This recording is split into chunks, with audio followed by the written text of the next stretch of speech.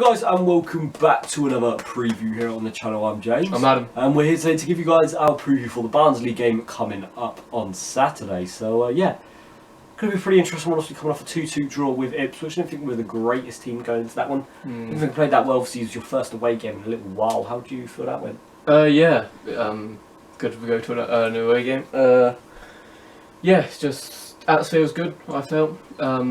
Only was it 550 or so? Something like that. 508, I think. Yeah, team performance wasn't the best from both sides. Got to admit. I think it was a fair result at the end of the day. We had the same amount of chances.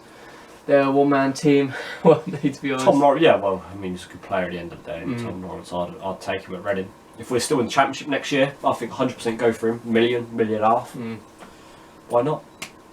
Moving into this one though, Barnsley is the team coming up against now. Obviously, usually key men we talk about, key men to watch out for. Would have said Conor Hourihane and Sam Winnall 3 weeks ago, but transfer windows come and gone, and they've come and gone from Barnsley. Hourihane gone off to Villa, and Winnall gone off to Sheffield Wednesday. Adam, how big is that for Barnsley's momentum, their season, and their playoff push? Yeah, obviously it's massive for them. They were key players for them. It's a positive for Reading though. Obviously, we can take that as advantage, and hopefully, hopefully our defence won't be as scared. Let's just say that. And yeah, just really hope we can actually push on and win this.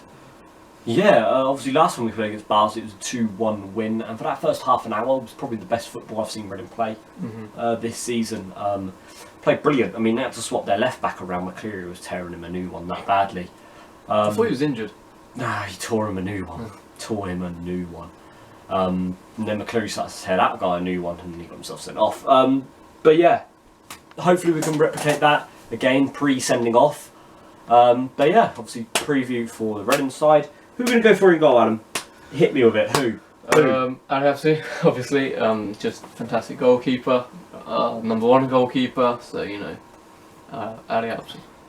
Centre backs are going to go with Reece Oxford, Liam Moore and Chris Gunter. Going to leave Gunter in there. I feel like he's a decent centre back. He's not actually that bad. I feel like he has a bit of unnecessary criticism. Obviously, it was his fault for the goal come Saturday. The first one obviously was backing off. If he ended up backing off even more, probably would have ended up in Al Habsi's net.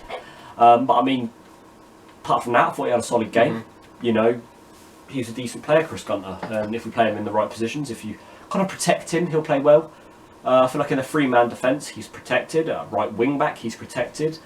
So if we keep playing him in this formation, I feel there's nothing to really complain about Gunter there. Drop Blackett because again, I don't really like Blackett that much. I don't really rate him that highly. I think he's a bit dodgy really on the ball. He's quite slow as well and not the greatest tackler. Can improve over time. Yeah. Wing backs now for Jordan Obita and Danny Williams. Danny Williams weird don't say right wing back, Danny Williams. Yeah, I know. He's got pushed over there. So he hasn't played the best out there. Not going to lie, he's much better in the field. Obviously, that's the main position. But yeah, he has done a shift there. To be fair, to him. Obviously, I don't think he's ever played right. Well, right for Birmingham, I thought he played all right, right wing back. I thought Danny Williams played okay there. I thought Ipswich didn't play good there. So for the moment, for me, he's 1-1. So this game can decide 2-1 or 1-2. Obviously, Jordan Obita pushed onto left mid. Was it like halfway between it? Yeah, in the second half he pushed up there, didn't he? And I thought he played a little bit better than what he did first half. Obviously, getting a goal, fantastic. Was going to get taken off only for Behrens, which I thought probably would have been a better move, even if he did score.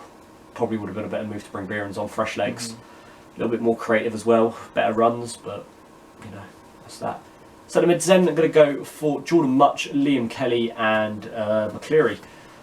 Two centre mids and a cam. You'll never guess who the cam is. No, I'm going to play McCleary at deep centre mid. No, I'm going to play McCleary at cam, Much and Kelly in the CMs. Obviously, Much I thought like he really did improve in the second half. Or he decided to play his game, took men on, passed the ball well, did really well. Even got himself a goal. Kelly as well.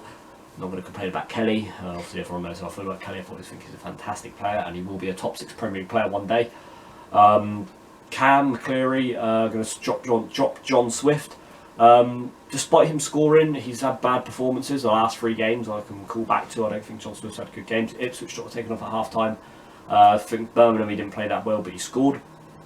And then finally, Cardiff, he didn't play that well, but he scored. It's kind of the same with Chris Gunter. Gunter, it was his fault for the goals, but he played well. Kind of did a reverse of each other.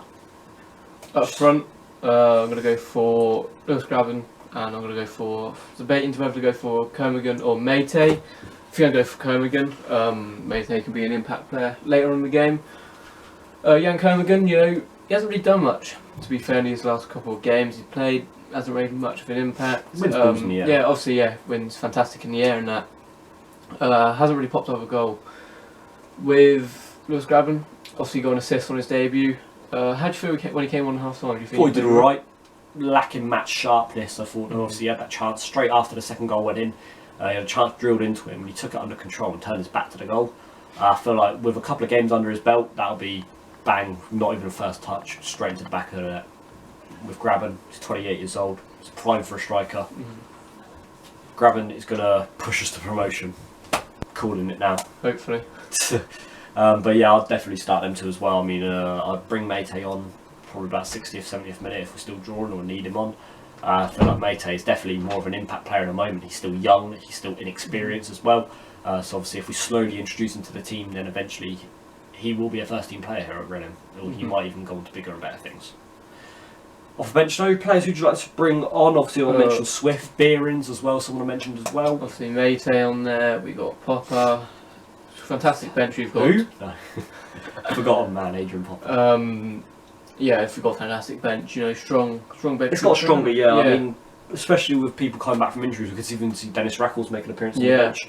Made 2 or 3 under 23 appearances now. I feel like Rackles would definitely slot in instead of Joseph Mendes. Definitely think he should come in instead of Mendes, but yeah, I'd really even if he's still injured, I'd still rather in him. If Rackles breaks his leg again, it's completely snapped the bone this time. He's had to retire from football. I'd rather just that little bit of chipped bone left on the bench instead of Joseph Mendes. But no, I really would push for Dennis Rackles' substitution in this game. I'd really push for him to be on the bench. I can see him coming onto the bench as well for this game. Really can, obviously, with injuries coming left, right and centre at the moment. I could definitely see Rackles getting a place on the bench. Moving on to, was it score prediction now? Yeah, scoreline. I'm going to go with a 4-2 win to Reading. I'm going to go a little bit different for this one. I feel like when we play against Barnsley, they're usually, when we played against them earlier in the season, it was a very, very, very attacking, flowing game.